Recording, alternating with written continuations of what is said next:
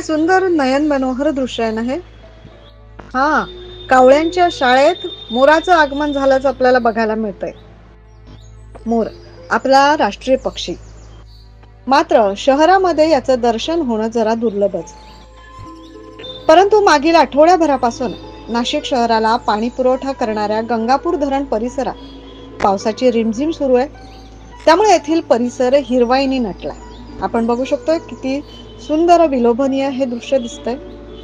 या हिरवाई सोबतच या ठिकाणी भरते रोज कावळ्यांची शाळा. हो, आपण बघू शकताय किती मोठ्या संख्येनं इथं कावळे रोज येत आहेत. सध्या गंगापूर धरणात 65% पाणी साठा झालाय. पुन्हा या परिसरात पक्षी येण्यास सुरुवात झालीय.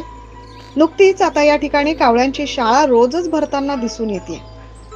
आणि या कावळ्यांच्या शाळेत मॉनिटरिंग करताना कोण दिसतंय आपल्याला? हा मोर. आपण बघू शकताय कावळ्यांच्या शाळेत जणू एक मॉनिटर म्हणून हा मोर इथं शोभून दिसतोय.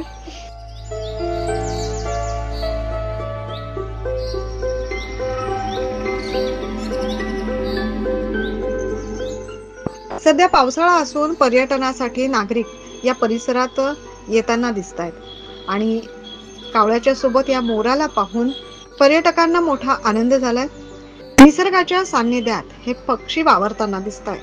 हे दृश्य कायमच असं नाशिक आणि परिसरात दिसत राहो या सदिच्छा आपण व्यक्त करूया. Bureau report, 9 news Maharashtra.